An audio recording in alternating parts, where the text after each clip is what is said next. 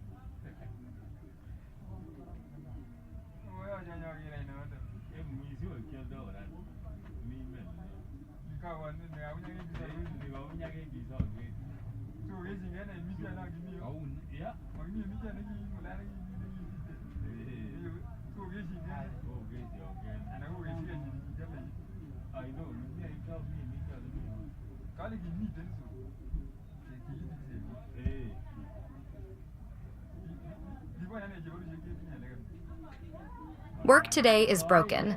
We're all working in too many disconnected apps, and it's killing team productivity.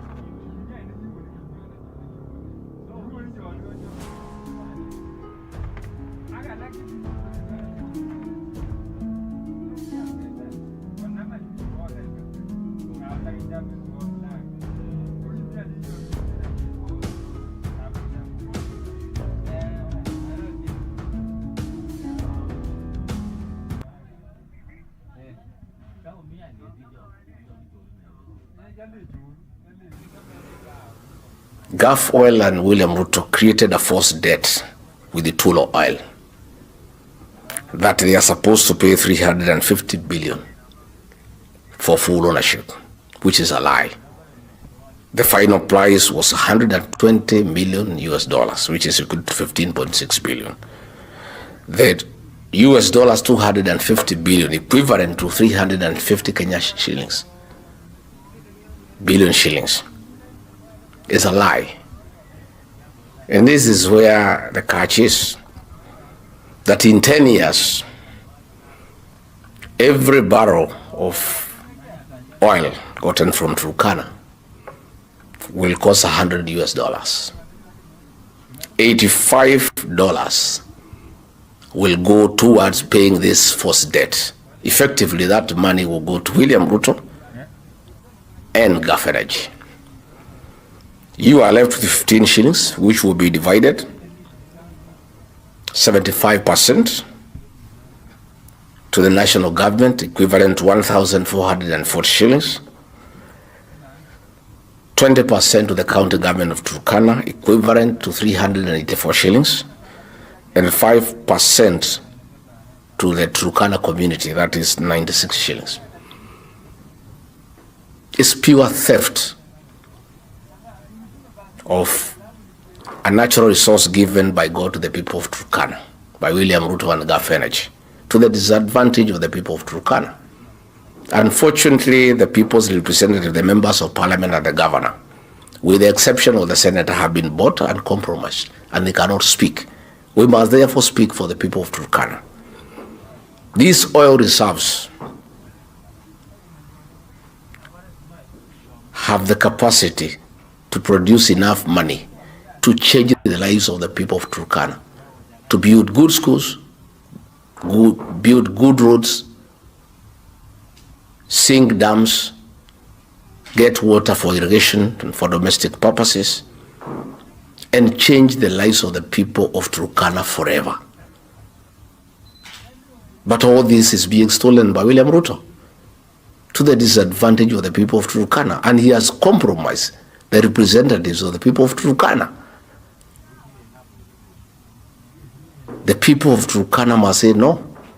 And I'm urging the people of Turkana to stop further exploration and exploitation of their reserves of oil in Turkana until proper negotiations have been done and the people of Turkana get the maximum out of the proceeds of the oil that is in Turkana given to them by God to change their lives. And I would urge the people of Turkana to stop this exploration until there's change of government next year, where they can sit down with the new administration and negotiate a good package that will change the lives of the people of Turkana. It cannot be that a natural resource given free of charge by God to the people of Turkana will benefit William Ruto and Gulf Energy. It's unacceptable. And the people of Turkana must say no. And I urge them not to fear. They must be like the people of Ikolomani in Kakamega. When William Ruto got some people to go and harvest their gold without adequate compensation to the people of Ikolomani in Kakamega, they stopped it. People organized themselves and said no.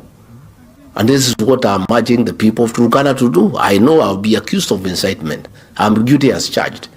I have a responsibility to speak for the people of Turkana.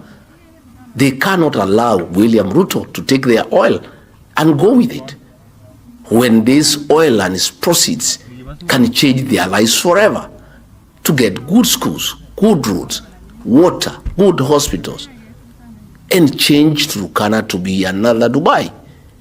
The people of Turkana must rise up to the occasion and say no.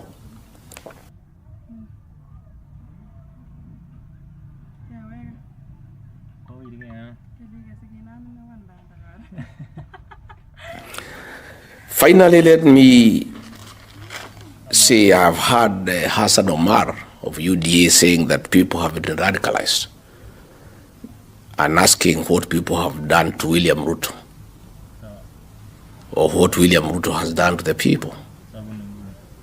I want to say, Hassan Omar, you are the ones radicalizing the people of Kenya.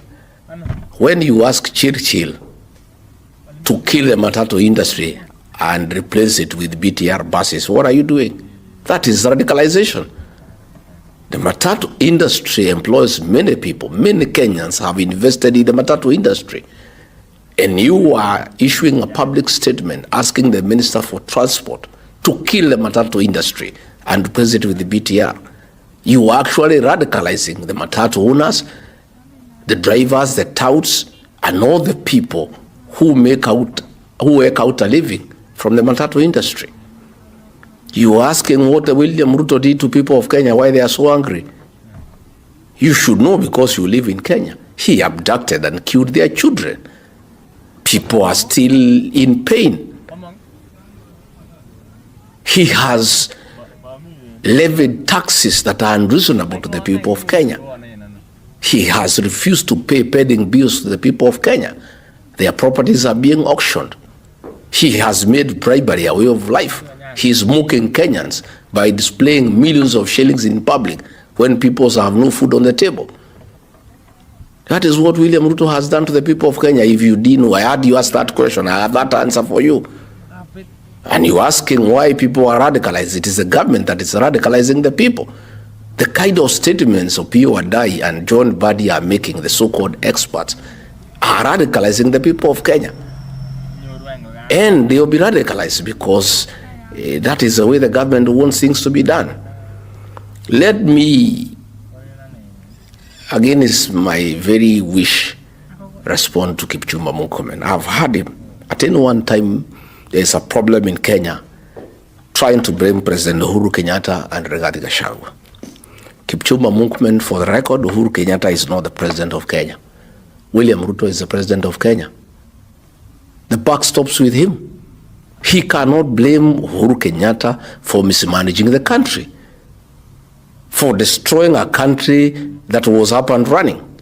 President Uhuru Kenyatta handed over a country that is working, with a working education system, working health system, with a country that was secure. 4 years down the line, there is no country You keep on blaming President Uhuru Kenyatta. And you are asking Matatu owners, why didn't they go on strike when Uhuru Kenyatta was president? When Uhuru Kenyatta was president, fuel went only to 135 shillings. We are now over 240. The people of Kenya know the difference. And again, Ruto is president. Let him run the country. And you cannot keep on anytime there is a small problem, you start comparing the reign of Uhuru Kenyatta and William Ruto. President Uhuru Kenyatta told the people of Kenya that his then deputy could not be trusted to run a country. We disobeyed him. We refused to buy that argument, I included. We are now paying for that. Uhuru knew because he had stayed with him. So Kipchumba Murkomen, leave Uhuru Kenyatta alone. He is not the president of Kenya. Uhuru Kenyatta is retired. Let Ruto carry his cross.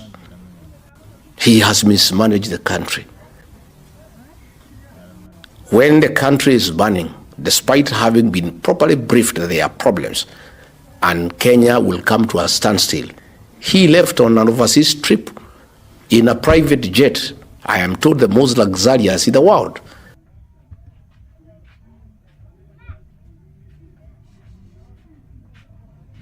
Ay,